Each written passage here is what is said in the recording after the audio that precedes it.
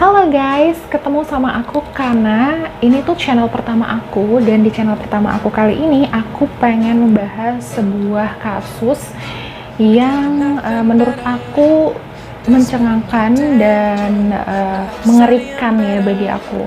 Mungkin dari kalian udah tahu tentang kasus ini, tapi aku tetap aja mau bahas kasus ini. Mungkin di akhir video ini kalian bisa berpendapat mengenai kasus ini. Without any further ado, yuk kita bahas kasus ini. Dorothy Jane Scott lahir pada 23 April 1948 dari pasangan Jacob dan Vera Scott di Anaheim, California. Kemudian pada tahun 1976, Dorothy memiliki seorang anak laki-laki yang diberi nama Sean. Dorothy adalah seorang single mother yang tinggal di Stanton, California bersama dengan tantenya dan anaknya yang kala itu sudah berusia 4 tahun.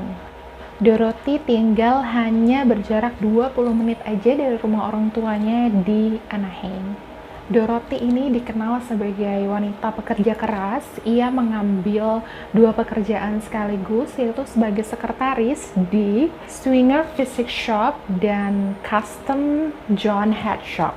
Teman-temannya Dorothy beserta dengan rekan kerjanya menggambarkan Dorothy itu adalah seorang Christian yang taat. Ia tidak suka minum-minum, tidak suka pakai drugs. Kemudian dia lebih suka stay di rumah dan menemani anaknya. Seperti hari-hari biasanya, Dorothy mendrop off anaknya ke rumah orang tuanya dan mengatakan kepada orang tuanya bahwa mungkin ia akan terlambat menjemput Sean karena ia akan ada meeting di kantornya jam 9 malam. Pada saat meeting berlangsung, si Dorothy ini memperhatikan salah satu rekan kerjanya, yaitu Conrad Bostrom, yang terlihat tidak sehat, dan Dorothy juga memperhatikan bahwa ada bercak merah di tangannya yang membengkak, sehingga Dorothy menawarkan diri untuk mengantarkan si Bostrom ini ke rumah sakit. Kemudian ada salah satu rekan kerjanya, Dorothy juga, yang menawarkan diri untuk menemani mereka. Jadilah mereka bertiga berangkat ke rumah sakit. Pada saat itu belum ada telepon genggam ya guys, belum ada handphone kayak zaman kita sekarang. Jadi Dorothy memutuskan untuk singgah dulu ke rumahnya sebentar untuk kasih tahu orang tuanya bahwa ia akan mengantarkan temannya si Bostrom ini ke rumah sakit, sehingga dia nggak tahu bakalan bisa jemput Sean itu jam berapa. Kemudian dia juga cepet-cepet ganti scarfnya dia, jadi dia pakai scarf gitu yang di leher. Tadinya warna hitam, dia tiba-tiba ganti jadi warna merah. Setelah itu mereka langsung bergegas pergi ke rumah sakit. Setelah sampai di rumah sakit, Conrad setelah diperiksa oleh tim medis, ternyata Conrad itu terkena gigitan laba-laba beracun Black Widow. Sembari menunggu Bostrom ini selesai, Pam dan Dorothy memutuskan untuk menunggu di ruang tunggu. Setelah selesai, kemudian mereka memutuskan untuk pulang. Dorothy menawarkan diri untuk antri aja deh ambil obat, biar aku yang ambil mobil, kemudian kalian langsung jalan ke pintu masuk aja, jadi nggak usah jauh-jauh harus ke parking lot dulu, supaya gampang.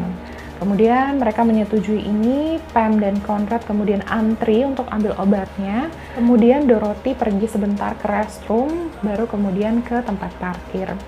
Setelah 10-20 menit lamanya Pam dan Conrad selesai antri untuk mengambil obatnya, mereka belum juga melihat Dorothy di pintu masuk tempat mereka janjian ketemu. Kemudian mereka berpikir mungkin ada apa-apa kali ya sama Dorothy. Mereka memutuskan untuk mau menjemput Dorothy ke parking lot.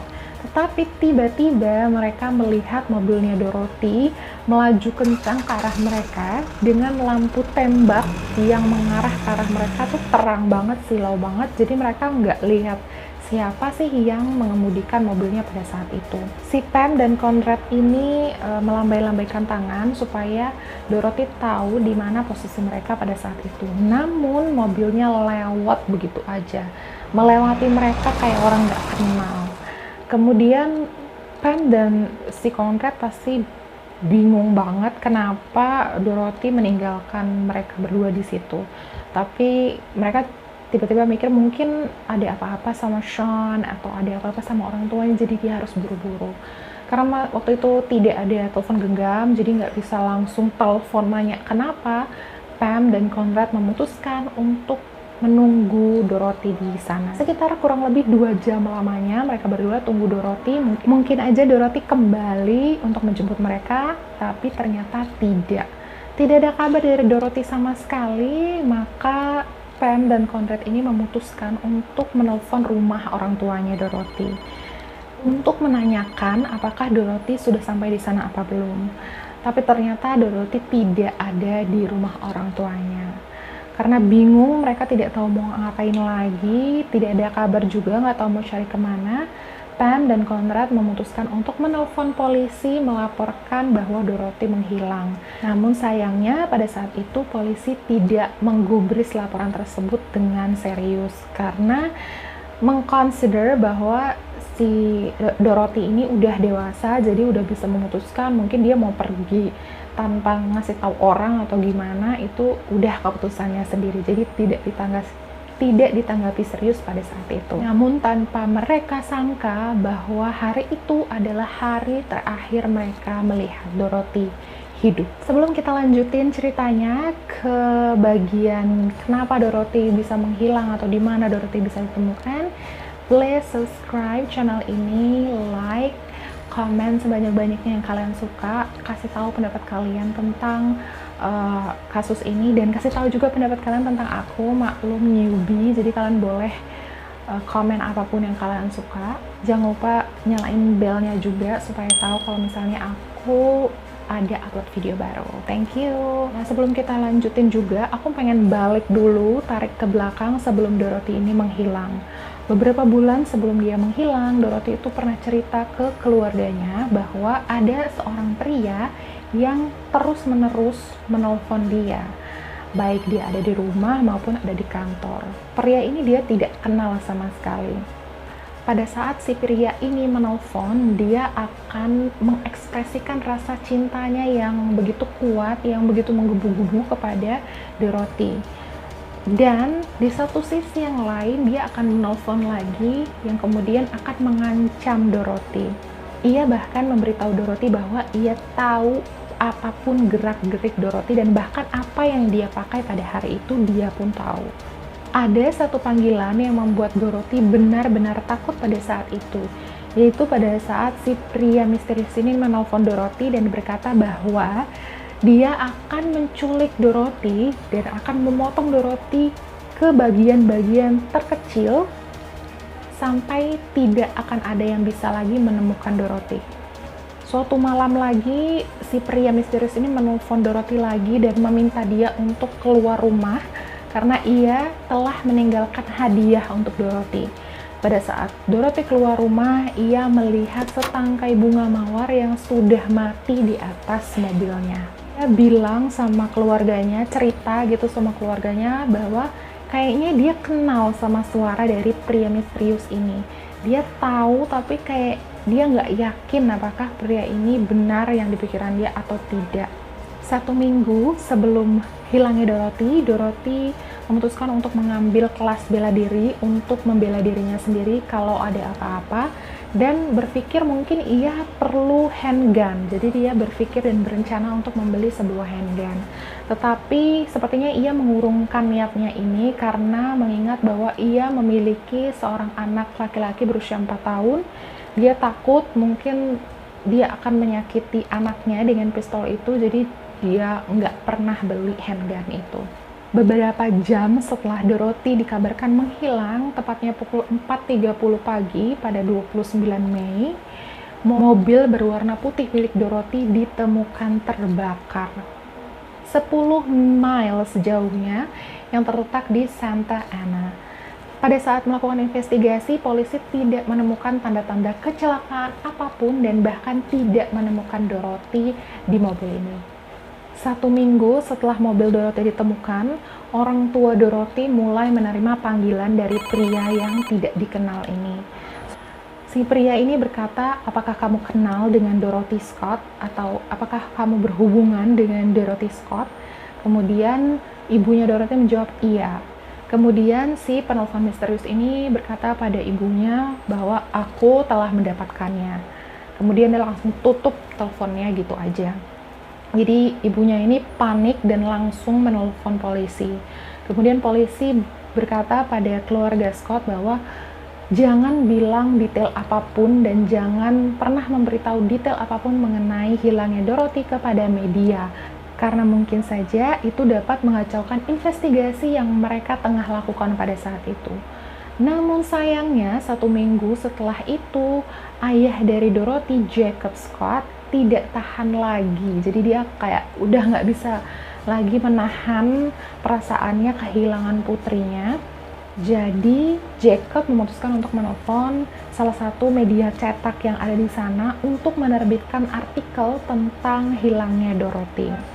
Salah seorang editor yang berada di kantor tersebut bernama Pat Riley kemudian menerima sebuah panggilan dari orang yang tidak dikenal. Si penelpon misterius ini juga bilang, "Aku telah membunuhnya.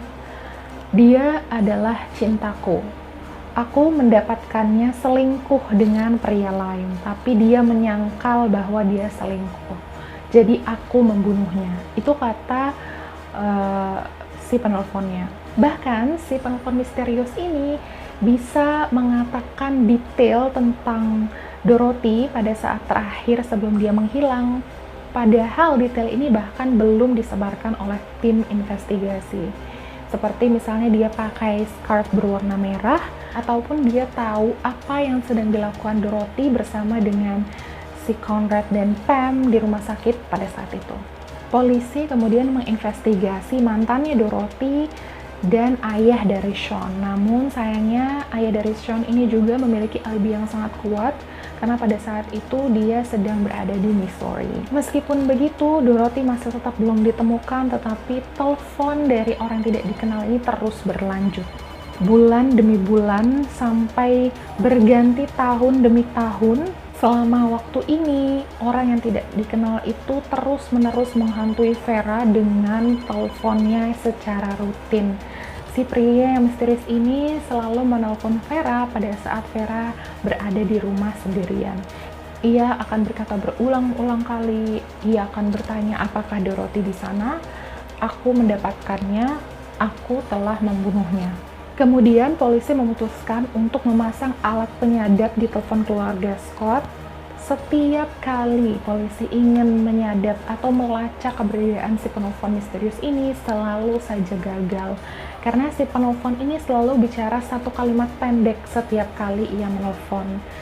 Setiap satu kalimat pendek tutup, setiap satu kalimat pendek tutup. Jadi polisi tuh nggak sempat melacak di mana keberadaan si penelpon misterius ini. Kejadian ini terus berulang-ulang selama 4 tahun. Jadi ibunya Dorothy, yaitu Vera Scott, terus-terusan dihantui selama 4 tahun oleh pembunuh putrinya ini. Kapan telepon itu berhenti?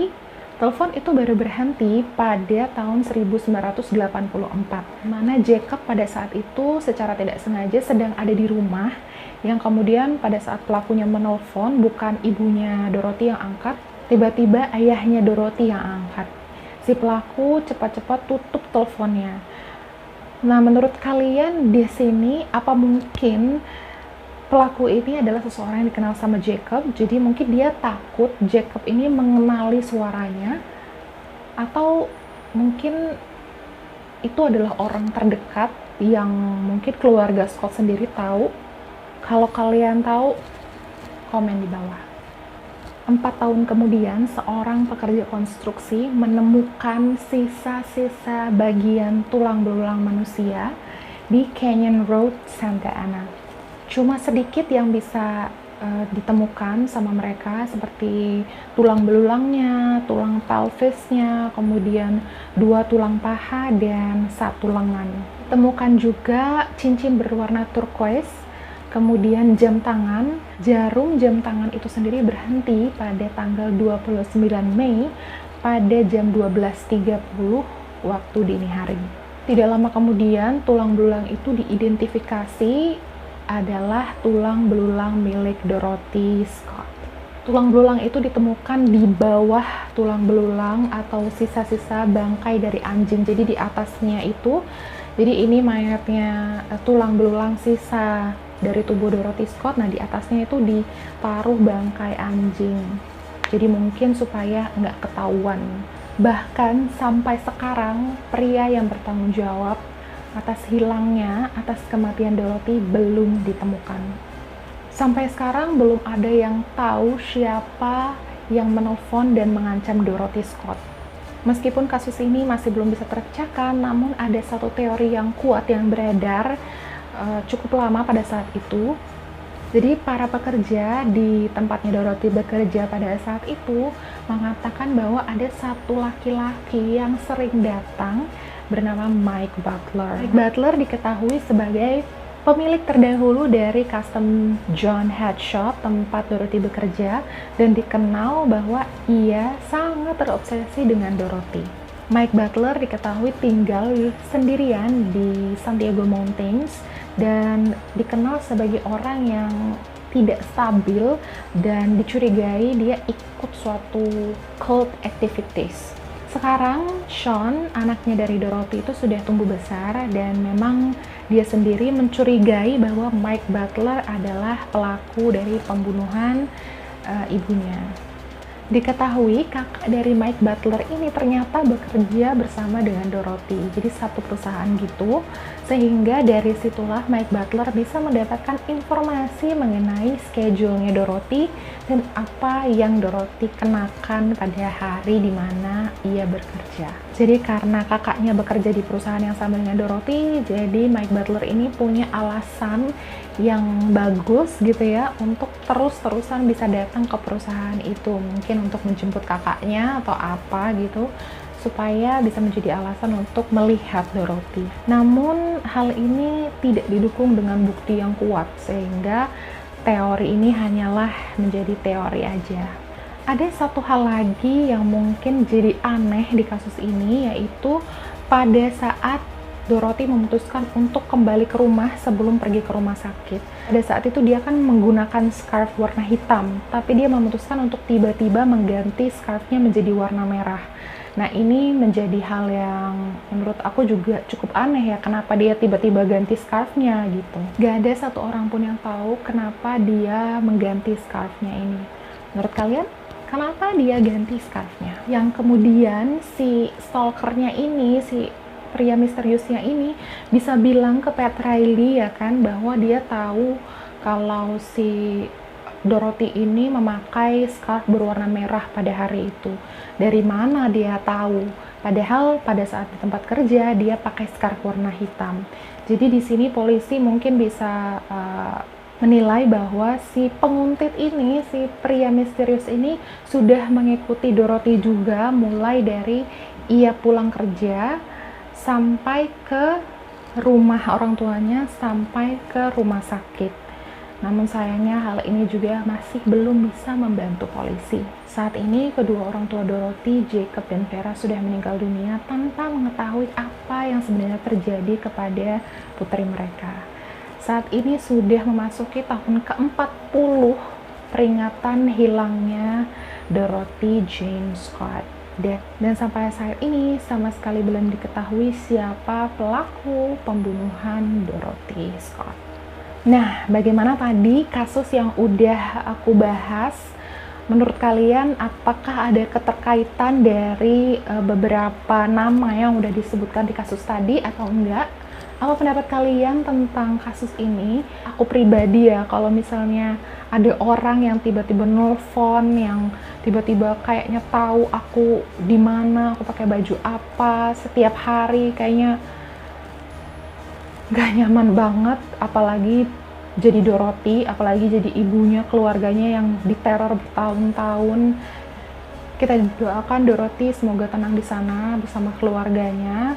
Dan kalau misalnya kalian punya request untuk bahas kasus tertentu, atau mungkin kalian punya cerita lanjutan atau update mengenai kasus Dorothy ini, kalian boleh komen di bawah.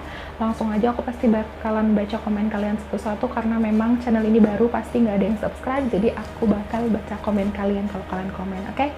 Thank you very much the attention to my channel. Jangan lupa like, subscribe, and comment. Don't forget to hit the bell supaya ringing waktu aku masukin video baru. Dukung terus channel ini dan dukung terus aku untuk jadi lebih baik. Semoga kita semua dalam keadaan sehat. See you on the next video. Thank you.